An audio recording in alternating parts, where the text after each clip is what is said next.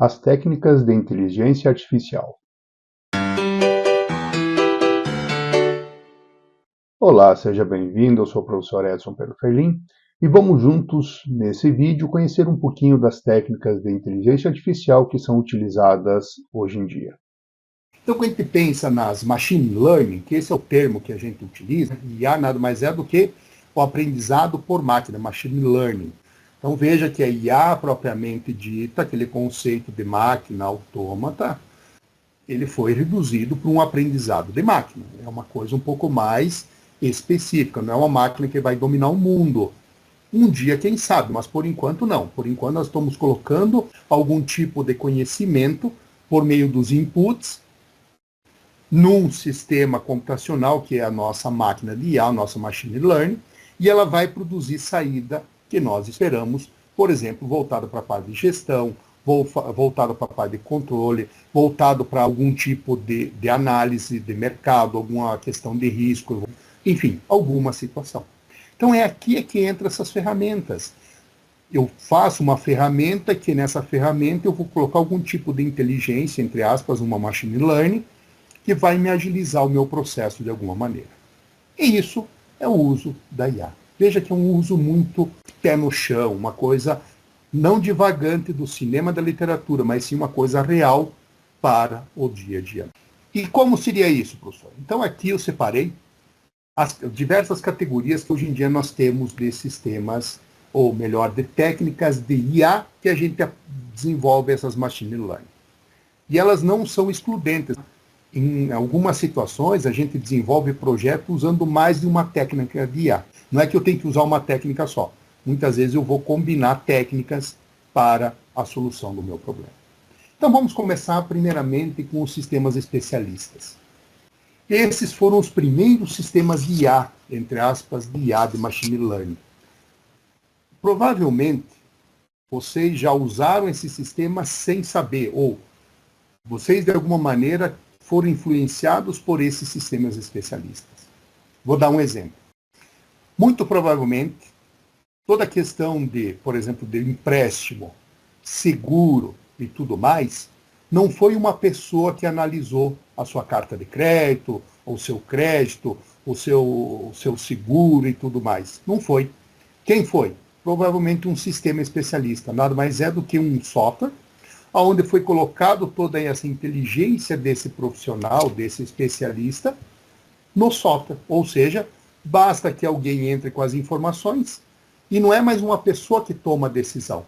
É um sistema que detém inteligência, detém o conhecimento, por isso que eu coloquei ali conhecimento humano baseado em regras, que vai gerar, vai produzir o resultado que é aprova ou não aprova crédito, libera ou não libera o seguro e assim por diante. Então, quando a gente pensa em sistemas especialistas, nós temos aí uma infinidade de sistemas especialistas, inclusive voltados para a área médica, de saber se a pessoa ou não está com alguma situação, alguma condição. Muitas vezes o médico entra com essas informações em um sistema e, no final das contas, o sistema vai trazer um prognóstico e o médico apenas vai olhar aquele prognóstico e vai bater o martelo dizendo, olha, tal pessoa está com tal enfermidade, mas no final das contas, quem analisou foi um sistema computacional. Uma IA que a gente chama de sistema especialista. Uma outra categoria são esses de processamento de linguagem natural, os NLP, traduzindo do inglês, NLP, vocês vão encontrar muito essa sigla aí. O que é isso, na verdade? São sistemas que trabalham com texto e fala. E aqui, nesse contexto, já começa a entrar os chat da vida. Por exemplo, esses que a gente fala, o Sari ali que a gente fala, e ela reconhece que a gente está falando. É um processamento de linguagem natural. Ou seja, é uma técnica dentro do conjunto da IA que trabalha com isso.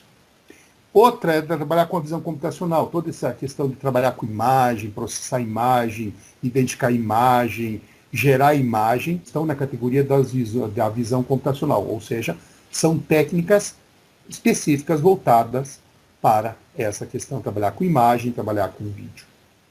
Aí nós temos uma outra grande categoria, que é o aprendizado não supervisionado. E esse conjunto aqui é quando a gente trabalha para detectar padrões em conjunto de dados, ou seja, eu tenho um conjunto de dados que olhando eu não consigo entender como é que são esses dados. Essas técnicas permitem que eu jogue essa montoeira de informação e o sistema tente, de alguma maneira, extrair algum tipo de, vamos chamar assim, algum tipo de lógica por trás dos dados. Então isso aqui é muito bom quando eu trabalho com um volume de dados muito grande, dados muito diferentes, e eu não consigo entender algum tipo de padrão. Essas técnicas tentam gerar esses padrões para a gente poder entender o que é que a gente vai poder fazer com esses dados. Então aqui nós já temos 4. Vamos um pouco mais para frente. Aí nós temos os sistemas de IA, as técnicas de IA, que são baseadas em aprendizado por reforço, ou seja, é aquelas que eu preciso é uma técnica que eu preciso que alguém interaja com o sistema para ele ir aprendendo. Tem alguns sistemas que trabalham com isso, principalmente quando a gente trabalha com sistemas que dependem de copiar, por exemplo, repetir uma sequência, processos, procedimentos baseado em um ser humano. Utilizo bastante essa questão aqui por reforço. E aí nós caímos dentro de 2 grandes categorias. A primeira, que é o aprendizado supervisionado, que basicamente são treinamentos que utilizam os dados, que utilizam já conhecimentos pré-adquiridos. Por isso que eu falei anteriormente do conhecimento. Ou seja, trabalha com os dados que eu já tenho. Essa aqui é uma grande categoria de sistemas de IA, de técnicas de IA. E, por último, algoritmos evolutivos, que eles trabalham com iterações e combinações de diversas soluções, e essas soluções têm muito a ver, nós vamos perceber, com um lado, vamos chamar assim, um lado mais físico, um lado mais voltado para como os organismos operam. Por que eu deixei essas 2 últimas para a gente conversar? Porque essas 2 últimas categorias a gente vai dar alguma expandida, porque eu separei, dentro dessas 7 categorias, eu separei algumas técnicas específicas para a gente conversar. A primeira delas, e aqui vai para quem está fazendo estatística, já fez estatística ou vai fazer estatística, regressão linear. Quem está fazendo estatística vai fazer ou está interessado. Regressão linear nada mais é do que uma ferramenta estatística, ou seja, da matemática, que a gente utiliza para fazer essa previsão de alguma situação. Então, por exemplo, posso fazer uma previsão de vendas, previsão de estoque, a questão de logística. Tem diversos elementos que eu uso a regressão linear, simples, e muitas vezes eu tenho que trabalhar com uma regressão multivariável, que daí é uma regressão linear, só que está trabalhando com mais variáveis nesse contexto. São técnicas muito interessantes. Veja que aqui nós estamos falando da estatística, uma ferramenta matemática que eu utilizo juntamente com o lado computacional, com base nos dados para gerar alguma coisa, por exemplo, voltada para a gestão, uma questão de logística, uma questão de vendas, uma questão de marketing, uma questão de alocação de recurso, uma questão de previsão orçamentária. Eu posso usar uma técnica dessa de IA. E alguém pergunta, fica e a pessoa que faz isso? Não, a pessoa que faz isso ela vai estar envolvida nisso. Só que em vez da pessoa ficar ali fazendo conta, a gente cria um sistema, utiliza toda a expertise da pessoa nesse contexto, e a pessoa vai estar assim controlando todo esse sistema para realmente ter uma acurácia, ter uma eficiência melhor do resultado. Porque aqui eu estou usando uma máquina que vai me auxiliar no resultado. Então veja que aqui é uma ferramenta muito interessante e vale a pena dar uma olhadinha. Então, para quem não achava que estatística era somente lá para fazer aquelas estatística de jogo, coisa assim, não. Hoje em dia a estatística a gente também pode usar juntamente com a questão computacional para gerar uma técnica de IA. São as redes neurais, eu acho que muitos talvez já tenham ouvido falar. Então a rede neural é uma aprendizagem também supervisionada, porque eu utilizo dados que eu já tenho para treinar essa rede neural. E a rede neural ela é baseada no quê? Camadas de entrada, camadas intermediárias e camada de saída. Quem são essas camadas? Camadas de neurônios. E aqui tem muito a ver com aquilo como o nosso cérebro funciona. Nosso cérebro tem ali o neurônio, que tem os vários dendritos, que são as ligações de outros neurônios, e tenho a saída, que é o axiônio que liga com outros neurônios. É essa a ideia. Eu tenho vários dendritos que entram no meu neurônio e eu tenho as saídas que são o meu axiônio que liga com outros neurônios, formando aquilo que a gente chama de cérebro. Isso deu de saída, o pessoal achava que isso ia substituir o cérebro humano. Só que o cérebro humano é tão complexo. Provavelmente o ser humano ele vai viajar para outros planetas e não vai ter entendido como funciona o cérebro humano. Não na sua totalidade, pelo menos. Porque é muito complexo. Mas a ideia que eles pegaram foi justamente essa, de eu formar pequenos cérebros limitados, que têm alguns neurônios, que se comportam como fosse um neurônio real, onde eu tenho todo um lado matemático, onde cada entrada eu tenho um peso, ou seja, cada entrada do meu neurônio é como na vida real. Uma ligação mais fraca tem um peso menor. Uma ligação mais forte, um conhecimento mais forte tem um peso maior. Essa é a ideia por trás aqui. Então eu tenho várias entradas, vários pesos. Isso aqui eu tenho, no final das contas, um processamento, que nada mais é do que uma grande soma de valores, que vai me produzir uma saída, e essa saída vai dizer se aquilo lá está mais para sim ou está mais para não, como no nosso cérebro, funcionamento do neurônio no nosso cérebro.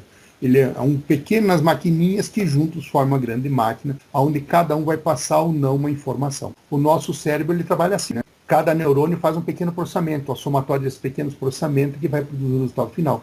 Então, é a ideia aqui por trás da rede neural. Veja aqui, nós estamos falando aqui da biologia, nós estamos aqui falando do cérebro humano, uma questão, vamos chamar assim, muito ligada ao nosso jeito de pensar. E uma outra técnica, dentro aí dos algoritmos evolutivos, são os algoritmos genéticos. E qual é a ideia do algoritmo genético?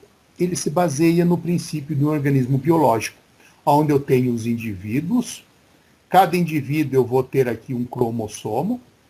Esse cromossomo vai me dizer, considerando a minha função de fitness, ou seja, o que estou querendo calcular, ele vai me dar um fitness, um valor. Em função desses valores, eu vou fazer toda uma seleção natural, lembram lá de Darwin, questão de seleção natural, vou fazer uma reprodução, vou fazer uma mutação, vou fazer um crossover, gerando novos indivíduos mais aprimorados. Então eu junto dois indivíduos bons, então, por exemplo, aqui eu poderia juntar o X1 com o X2, gerar um novo cromossomo de X1 com X2, do cruzamento de X1 com X2, produzindo, teoricamente, um gene melhor. Se esse gene tiver um fitness melhor, ele substitui um dos que estão pior.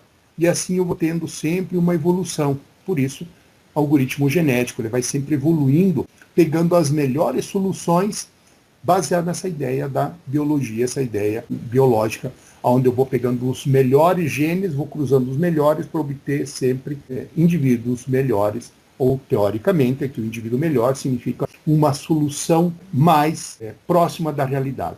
Por exemplo, quando eu tenho que calcular um volume de dados muito grande, muitas vezes eu não preciso saber exatamente aquele valor, mas eu preciso estar com um valor muito próximo do ideal. Então, talvez para achar um valor exato, vai demandar muito tempo. Um valor aproximado já me é suficiente. Por isso que o algoritmo genético ele tem uma ampla aplicação a diversos segmentos, porque ele chega a uma resposta muito rapidamente. E isso me permite ter dados, tomar decisão muito mais rapidamente do que eu ter um dado confiável 100%, mas depois de um tempo que já não me interessa. Então veja que tudo isso, minha gente, essas três técnicas que eu falei para vocês por último, algoritmo genético, rede neural e regressão linear, são técnicas efetivas, além das outras que nós comentamos lá, mas essas aqui vocês podem dar uma estudadinha, porque provavelmente muitas daquelas ferramentas utilizam uma dessas técnicas.